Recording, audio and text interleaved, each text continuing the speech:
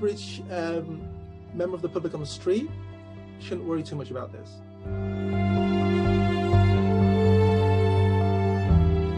Okay, I don't think it's a major issue. I think it's interesting from a virologist point of view, looking at how the mutation changes over time, but it doesn't really affect clinical severity. It almost certainly doesn't affect the vaccine response and protection. People must have looked at this N501Y mutation and looked at where the mutation has occurred and tried to predict how much that would have changed the protein shape. And they probably, it sounds like they figured out that in fact, it won't change it that much. So the vaccine-induced antibodies to the S protein should still bind to it and give you protection from the virus.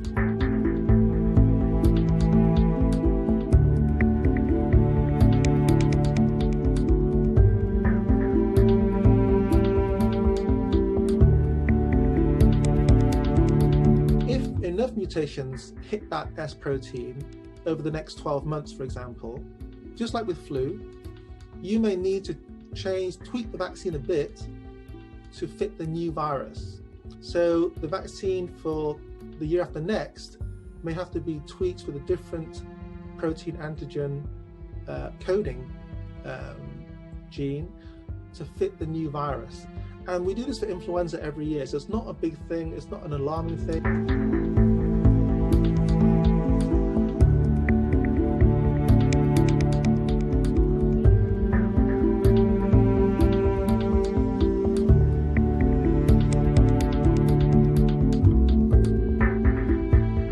Will tend to evolve towards a less harmful virus, because the virus wants to survive. It wants the host to survive. It wants the person infected to survive so it can produce more virus and spread it further.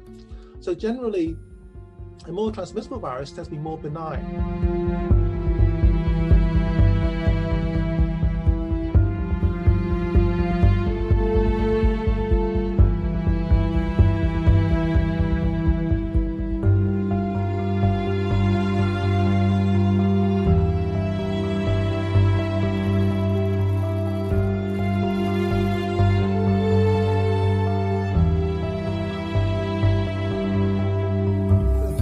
This virus is that the illness, the severity of the illness tends to be a host patient mediated event. It tends to be very host immune mediated. So what we don't know is how this mutation in this S protein may change the way that the patient immune responses react to it. And that's something we need to monitor going forward.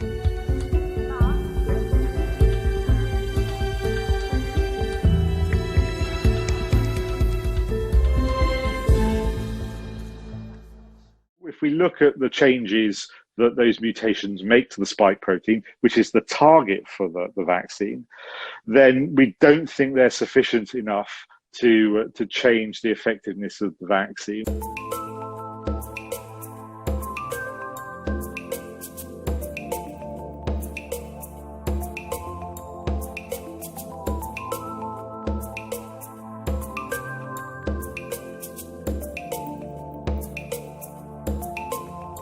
This mutation differs from the previous versions of the virus because it's accumulated some mutations, some of which will change the spike protein, which is considered to be the most important part of the virus for binding to our own cells when it causes an infection.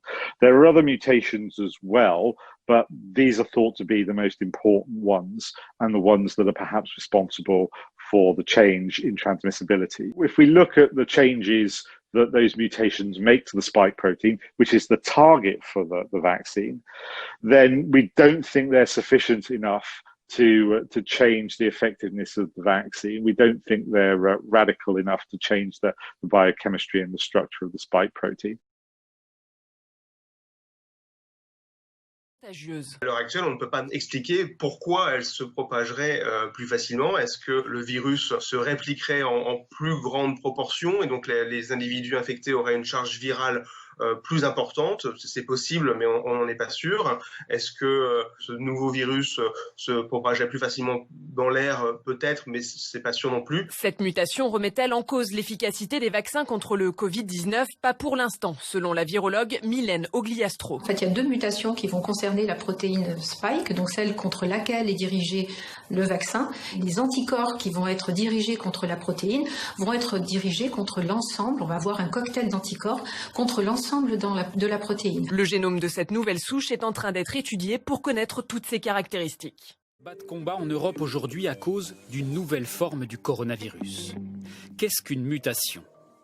Le coronavirus dispose d'un patrimoine génétique. Il est composé de 30 000 lettres. C'est le génome, c'est lui qui permet au virus de se multiplier. Mais souvent, en se répliquant, le virus peut faire des erreurs. Il peut y avoir une erreur de copie, c'est-à-dire si la lettre à l'origine est un A, elle peut se transformer par exemple en C. Il y a d'autres types d'erreurs, c'est-à-dire au lieu de recopier une longue séquence, eh bien, il peut oublier de recopier 2 lettres. Donc tout ça, ça crée une formidable diversité génétique. Ainsi naît une mutation, une nouvelle forme du virus. Le phénomène est extrêmement fréquent. En un an, plus de 20 000 mutations du coronavirus ont été répertoriées à travers le monde. Alors, est-ce dangereux ? Ces mutations sont généralement minimes, sans conséquences. Si elles sont aujourd'hui particulièrement surveillées au Royaume-Uni, c'est parce que les mutations portent sur un endroit bien particulier du virus, la protéine de surface, ou spike.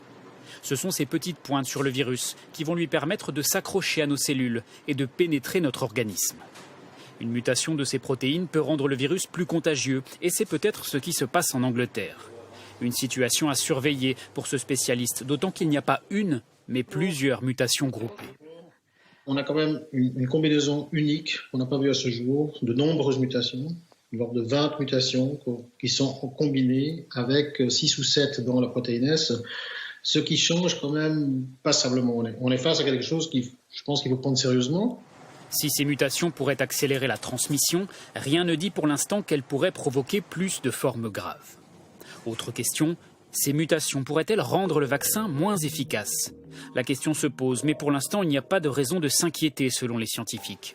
Les mutations repérées outre-Manche n'empêcheraient pas la réponse immunitaire de l'organisme, car les vaccins ciblent plusieurs zones du virus. 40 fois, 39 fois. Et la vaccination, l'idée, c'est d'avoir un spectre suffisamment large, de telle manière à, si vous avez juste une mutation à un endroit, qu'on puisse aller neutraliser à côté. Heureusement.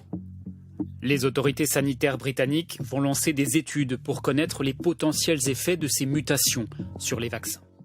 Dans ces conditions, la mortalité se situe entre 0,5 et 1 pour 1000, ce qui est très très bas, ce qui est plus bas que même avait été rapporté par ceux qui avaient les taux les plus bas, c'est-à-dire en Islande.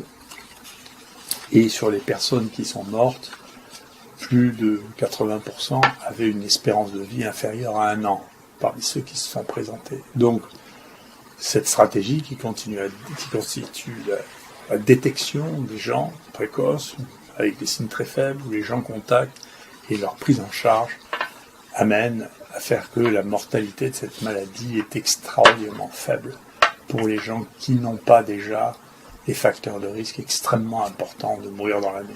Donc, je continue à penser qu'il n'y a pas lieu de dramatiser, sauf à ne pas s'occuper correctement des gens avec ce qu'on a l'habitude de faire ici et ce que je crois qu'il faudra faire. Je suis ravi qu'il y ait une recommandation de l'Assemblée nationale de construire d'autres IHU et j'espère que l'exemple de toutes ces choses que nous sommes en train d'écrire, pourra servir aux autres pour avoir une prise en charge qui évite d'une part la dramatisation, qui n'est jamais bonne conseillère, et d'autre part pour éviter qu'il y ait trop de cas. Nous avons fait de ce point de vue-là notre travail, puisque notre équipe on peut déjà retrouver sur les banques de données 41 publications d'ores et déjà de notre équipe. Il y en a encore beaucoup qui sont à apparaître, et notre équipe, parmi les papiers situés dans les plus cités de l'année 2020 sur ce sujet-là, est la première équipe non chinoise au monde.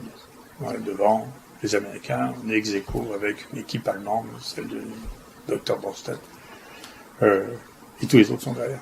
Donc c'est assez intéressant. Vous voyez que j'ai reçu 3 fois des plaintes au Conseil de l'Ordre en me disant que je n'appliquais pas les données actuelles de la science par des gens qui n'avaient pas un seul papier dans ce domaine-là, et qui m'expliquent à moi qu'il y a le plus de papiers dans ce domaine-là, que c'est moi qui ne connais pas la science, qui est quand même un tour de force assez élégant.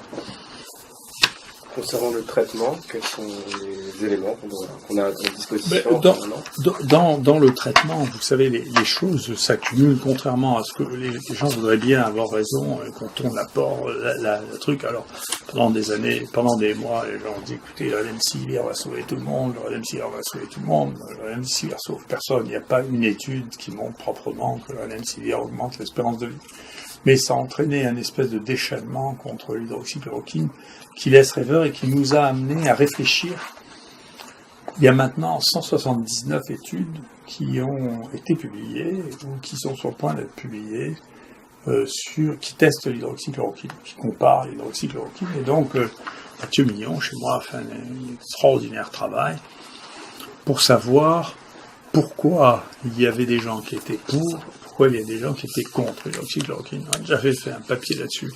Mais par exemple, ceci est beaucoup guidé par les conflits d'intérêts avec Gilead. Si vous avez une étude qui est payée par Gilead, ou qui comporte majoritairement des auteurs qui ont des conflits d'intérêts avec Gilead, eh bien, dans 73% des cas, vous dites que l'hydroxychloroquine ne marche pas. Et dans 100% des cas, vous dites que le remdesivir marche. Si vous n'avez pas de conflit d'intérêt avec Gilead, dans 83% des cas, vous dites que l'hydroxychloroquine marche, et dans le seul cas publié, randomisé, vous dites que le remdesivir ne marche pas. Donc vous pouvez prédire, voyez, avec le fait qu'il y a ou qu'il n'y a pas de conflit d'intérêt, quel est le résultat de l'étude, c'est même pas la peine de la faire. Et je crois que c'est la première fois qu'on démontre ça sur toutes les publications qui sont faites en regardant les critères. Est-ce qu'il y a, est-ce qu'il n'y a pas. Parfois, ces conflits d'intérêts sont un peu cachés, mais on les retrouve parce qu'il y a des banques de données pour ça. Donc il y aura une vraie réflexion à mener à la suite de cette histoire.